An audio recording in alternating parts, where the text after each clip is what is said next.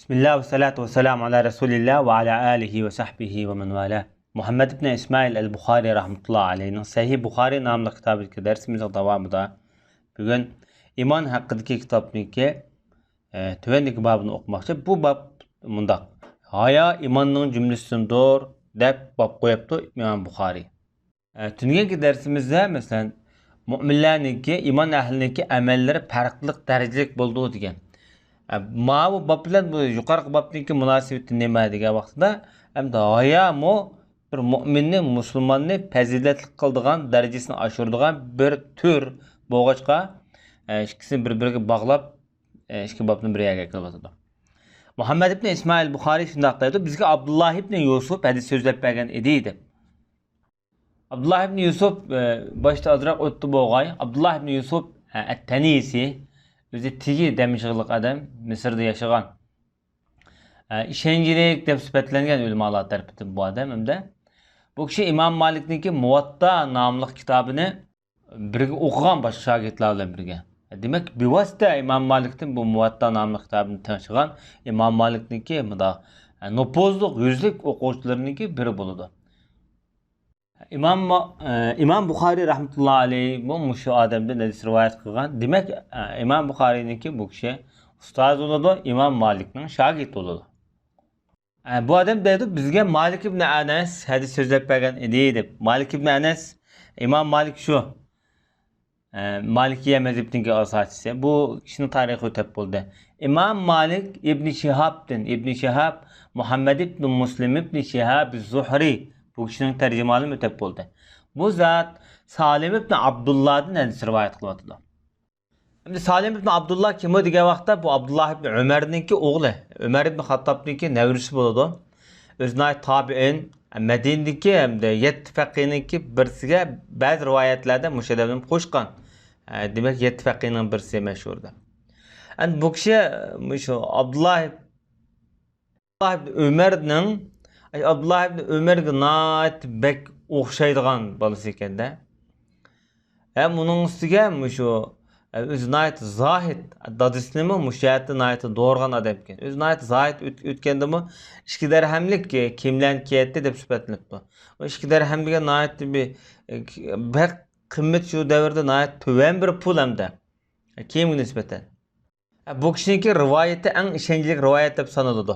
Kimdir rivoyat qilganda desa ustozi shogirdi Ibn Shihab Salim dadisi Abdullah ibn Umar'dan rivoyat qilgan bo'lsa, bu naytimi kuchli eng sahih sanatlik rivoyat bo'ladi bu hadis. Hamda Abdullah ibn Umar bu balani nayt bak yaxshi ko'ratdi. Hatto o'zi nayt katta shayx bo'lgan vaqtidami, o'zi ishkilasi shu vaqtdagi cho'ng olimlar, cho'ng shayxlar, ustozlarda shuna bo'lsa Abdullah ibn Umar suyab ketganda bu Salimni, o'g'ilni. Suyab bir xil nayt bak yaxshi ko'rganlikdan bu o'g'ilni shu boshqalar tarafidan boshqa o'g'illarga qaraganda buni bak yaxshi ko'rib ketdi deb sel ayb kuchirgan ekan Abdullah ibn Umar.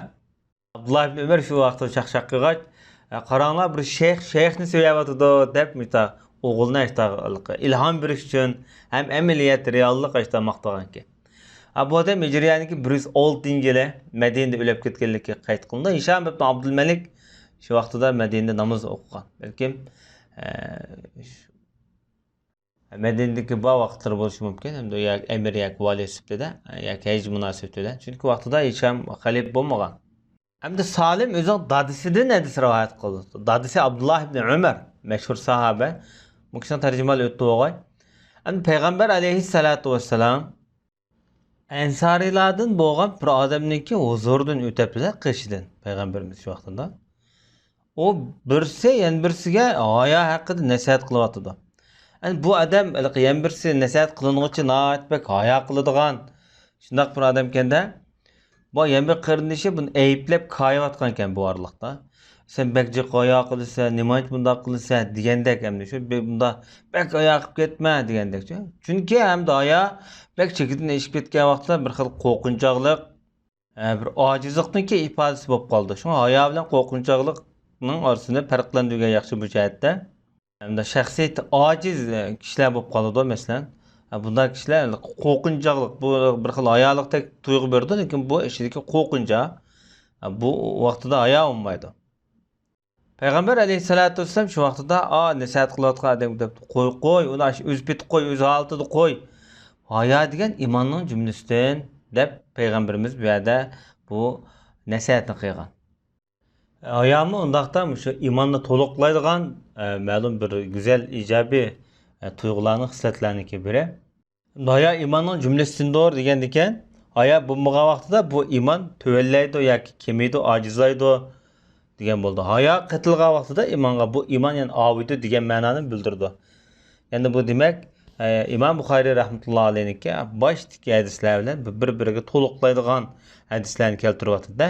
Yani demak yaxshi amallarni shu iymonning qatorida sanab, bu iymonni avutadigan, oshiradigan xislatlar deganni bizga bildiryapti. Va sallallohu ala nabiyina Muhammad va ala alihi va sahbihi ajma'in.